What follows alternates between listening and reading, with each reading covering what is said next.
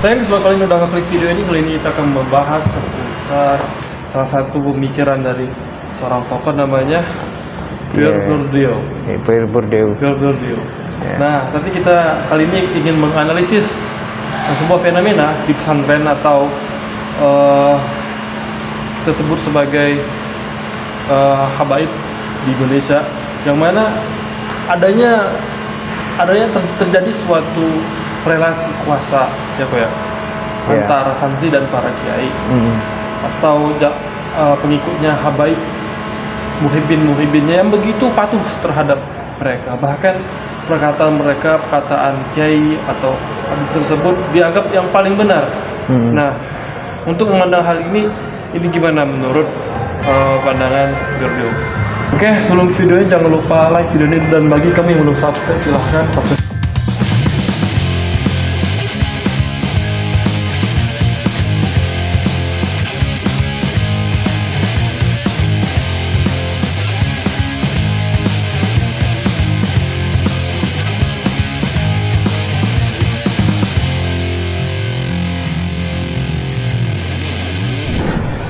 Ini Mas Riko, ini gimana untuk memandang fenomena tersebut dipandang dalam kacamata pemikiran Bourdieu? Oh iya, tentu untuk memahami fenomena ini kita harus lihat dulu kira-kira grand teori yang dibangun oleh Bourdieu itu seperti apa sebenarnya. Nah, Pierre Bourdieu itu dia termasuk pemikir Marxis, tapi bukan Marxis tulen, dan dia juga dipengaruhi oleh pemikiran Perancis, terutama strukturalisme. Dan salah satu salah satu nama teorinya Bourdieu ini adalah strukturalisme konstruktif, namanya strukturalisme konstruktif. Nah, ini strukturalisme konstruktif itu salah satu teori yang berusaha untuk menjembatani dua pandangan yang ekstrim dalam tradisi pemikiran filsafat maupun ilmu sosial. Ya, ini strukturalisme konstruktif ini berusaha untuk menjembatani antara agen dan struktur. Nah, karena selama ini pemikiran-pemikiran filsafat itu cenderung ekstrim dalam dua pandang ini. Ada pemikiran filsafat yang cenderung memusatkan pada agen, tapi ada pemikiran filsafat yang cenderung memusatkan pada struktur. Nah, contoh pemikiran filsafat yang cenderung memusatkan pada agen, keberadaan agen, itu contohnya pemikirannya Descartes, cogito ergo sum. Terus kemudian pemikiran eksistensialisme itu kan memandang bahwa manusia itu kan sebagai subjek yang otentik, yang bisa mengatasi struktur sosial, struktur kebudayaan. Nah, ada selain mereka yang mengutamakan agen, ada pemikiran filsafat yang mengutamakan struktur. Contohnya Marxisme, strukturalisme, yang memahami bahwa subjek itu bentukan dari struktur. Jadi subjek itu nggak bisa eksis tanpa struktur. Kita lihat pandangan Marxisme tentang konsep materialisme historis, basis dan suprastruktur. Itu kan kesadaran kita itu, hubungan-hubungan produksi, kesadaran kita maksud saya, yang tampil dalam suprastruktur itu kan ditentukan oleh basis ekonomi, realitas sosial ekonomi. Juga strukturalisme memahami bahwa yang namanya subjek itu ya layaknya bahasa, layaknya sebuah tanda dalam struktur bahasa. Ya, ini subjek yang senantiasa terbentuk melalui struktur sosial dan budaya. Nah, strukturalismenya konstruktif Pierre Bourdieu ini tujuannya untuk menjembatani antara dua pandangan ekstrem ini, subjek dan struktur, agensi dan struktur. Nah, upaya untuk menjembatani dua paham ini itu tampil dalam konsep-konsep Bourdieu yang namanya misalkan kayak habitus, kemudian arena, kapital, doksa, dan lain sebagainya. Nah, mungkin bisa saya jelaskan satu-satu ya. Kalau agen itu adalah subjek yang bersaing dalam arena. Nah, apa itu arena? Arena itu tempat di mana subjek itu saling bersaing satu sama lain. Contohnya misalkan arena pendidikan, arena pesantren, arena politik, arena ekonomi.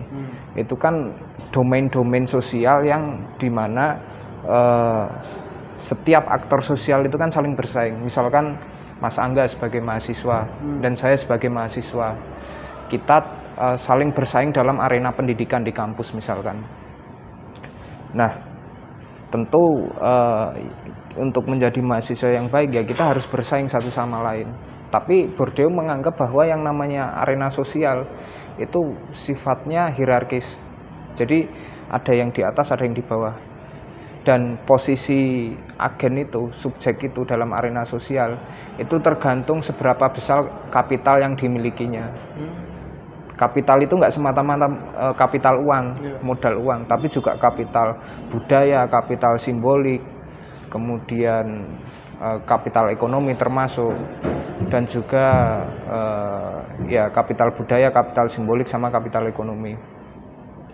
Nah itu yang menentukan Anda sebagai subjek, Mas Angga sebagai subjek dalam posisi di struktur sosial atau arena sosial itu. Contoh misalkan Mas Angga lahir dari latar belakang keluarga yang mapan, sedangkan saya lahir dari latar belakang keluarga yang miskin. Nah kita kan punya kapital ekonomi yang berbeda. Otomatis ya Mas Angga posisinya lebih di atas. Di angkatan misalkan di dunia pendidikan Mas Angga posisinya lebih di atas, sedangkan saya di bawah. Nah kapital itu yang menunjang kita untuk bersaing dalam arena sosial itu, dalam arena atau field itu.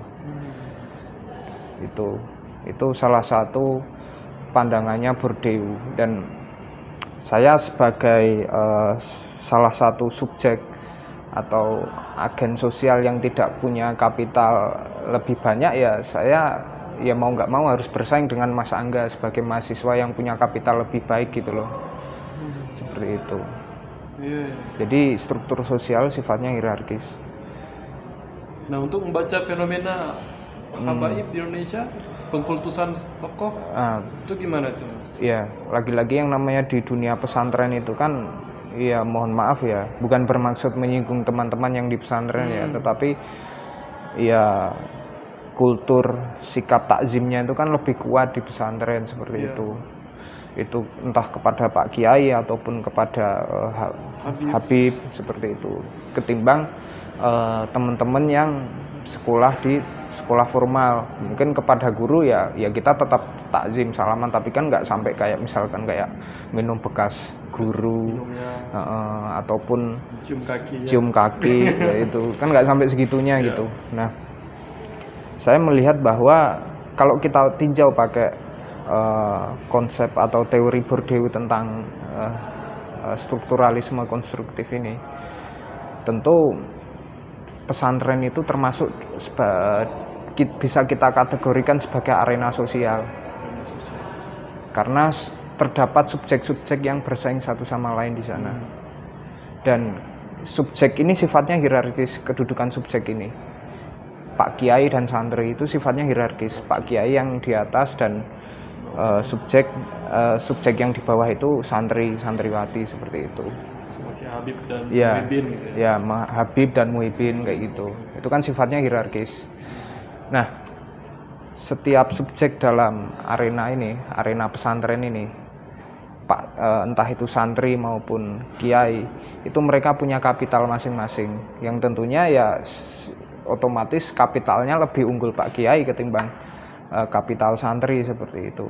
Modal sosial, modal ekonomi, modal budaya, modal simbolik yang dimiliki oleh subjek yang bersaing itu, subjek-subjek yang bersaing ini otomatis lebih unggul punya Pak Kiai, kapital yang dimiliki Pak Kiai, karena ya kita lihat Pak Kiai punya relasi sosial yang lebih banyak.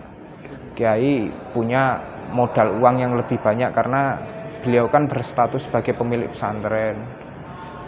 Modal simbolik juga, modal budaya juga, cara berpakaian dan lain sebagainya. Itu yang menentukan posisi Pak Kiai itu berada di atas di dalam arena pendidikan, arena pesantren, dunia pesantren.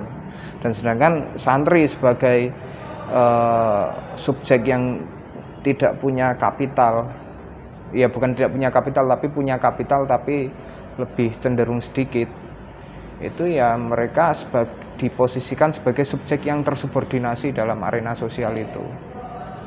Nah, saya melihat bahwa ya mohon maaf ya, mungkin ada kayak misalkan fenomena pemerkosaan di pondok pesantren.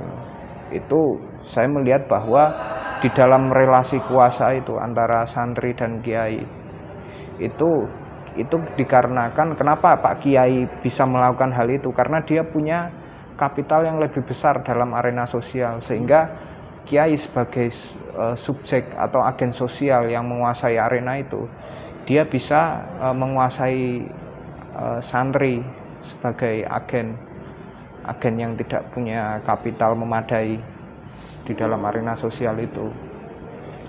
Seperti itu. Jadi ya akhirnya ya terjadilah pemerkosaan di pesantren dan lain sebagainya. Seperti itu. Apa lagi? Ini terkait takzim itu. Takzim. Apanya? Pertanyaannya gimana kalau gitu? Ya itu mati nggak? Iya mati. Lagi di depan. Iya panas aja. Oh. Overhead. Terus apa? Pertanyaannya gimana kalau ini?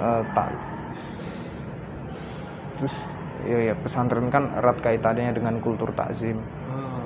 Itu kira-kira bagaimana jika kita telah pakai perspektifnya teori sosialnya Bourdieu kayak gitu. Oke. Atau kamu punya persepsi lain gitu?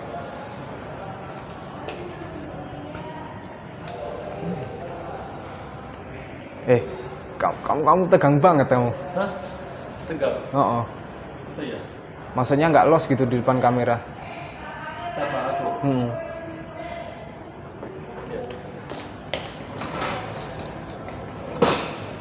Oke, Mas Riko, kita balik lagi ke pesantren nih. Iya. Pesantren kan ada itu tradisi takzim pada kiai kan. Nah, itu gimana tuh dipandang dengan perspektifnya Bourdieu tuh? Iya, takzim itu kan, nah kebetulan saya kan juga tesis saya kan juga tentang etika takzim, kultur takzim di pesantren itu. Dan saya melihat bahwa takzim itu kan merupakan sebuah sikap penghormatan kan, yang ditandai dengan kepatuhan mutlak. Itu saya kutip pernyataan itu Martin van Bruinesen. Dia salah satu sarjana dari Belanda yang kebetulan mengkaji tentang kultur Islam, tradisi Islam di Indonesia. Nah itu beliau juga saya baca buku beliau yang judulnya Kitab Kuning dan Pesantren. Beliau menyatakan di situ takzim itu merupakan sebuah kepatuhan mutlak yang dilakukan oleh santri kepada kiai, seperti itu. Dia patuh semutlak mungkin, berarti yang apa kata kiai begitu, berarti harus begitu. Iya, bisa seperti itu. Bisa seperti itu karena ya kita lihat saja. Mungkin Mas Angga mungkin bisa mengkontraskan gitu antara pendidikan yang terjadi di pesantren sama pendidikan yang terjadi di madrasah aliyah negeri gitu. Bagaimana siswa ini menghormati gurunya itu kan pasti beda, menghormati kiai dan lain sebagainya pasti beda. Dan tapi gitu kan Mas, kalau sudah punya kemutlakan kayak gitu kan mematikan alur kritis santri kalau gitu kita kira ya. Iya. Karena iya pasti ya seperti itu. Karena ya di sisi lain juga nalar kritis di pesantren itu dimatikan karena sistem pendidikannya, model pengajaran yang dilakukan di pesantren. Contohnya bandongan. Model pendidikan kayak bandongan kan namanya. Bandongan itu apa? Jadi bandongan itu kita misalkan ngaji kitab gitu ya. Contohnya kitab taklim gitu, hari Rabu gitu. Jadi kiai ngomong bicara di depan, beliau bicara di depan, kita sebagai santri ya cuman mencatat penjelasan, kita cuman ngasih catatan kaki itu di kitabnya itu, dikasih penjelasan dan otomatis kan tidak membuka ranah dialog di sana. Berarti nggak ada pertanyaan. Nggak ada pertanyaan, iya nggak ada dialektika otomatis. Cuma untuk dijelasin sudah gitu. Iya. Ya. Dan itu saya dapatkan ketika saya wawancara pada salah satu santri di pesantren X lah, gitu. Ya, tempat saya meneliti itu. Situ.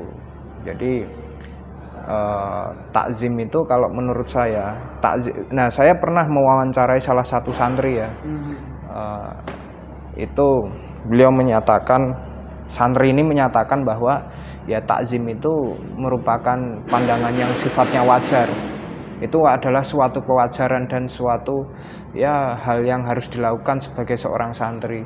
Harus dilakukan. Terutama kepada santri-santri yang punya basis Nahdlatul Ulama. Itu santri sendiri yang ngomong, bukan saya, itu hasil dari wawancara saya dengan salah satu santri ketika penelitian. Nah itu ada salah satu santri yang menyatakan seperti itu. Dan nah kalau kita lihat lagi pakai kacamata teori Bourdieu tadi tentang strukturalisme konstruktif itu.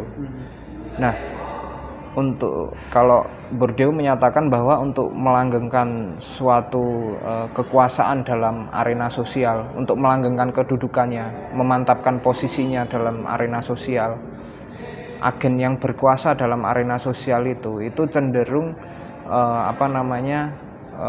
menyebarkan pandangan-pandangannya, pandangan-pandangan atau wacana-wacana yang sifatnya hegemonik, yang berfungsi untuk ya memantapkan kedudukan dia dalam arena sosial itu. Contohnya adalah takzim itu. Dan takzim itu kalau kita pakai konsepnya Bourdieu tentang doksa, takzim itu bisa kita anggap sebagai doksa. Doksa itu wacana atau praasumsi yang diterima begitu saja. Itu kalau peristilahnya Bourdieu. Mungkin kalau di Foucault, Michel Foucault itu bisa kita sebut sebagai epistem lah. Tapi kalau di Bourdieu itu disebut sebagai doksa seperti itu. Nah, doksa itu adalah praasumsi yang membentuk cara berpikir kita, dalam memahami realitas. Nah, tentunya takzim ini juga bisa kita anggap sebagai doksa seperti itu.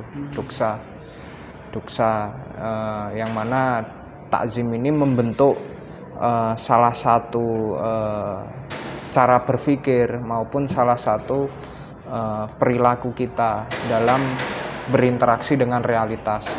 Jadi takzim ini merupakan salah satu doksa yang memungkinkan santri ini melakukan tindak kepatuhan kepada Pak Kiai seperti itu.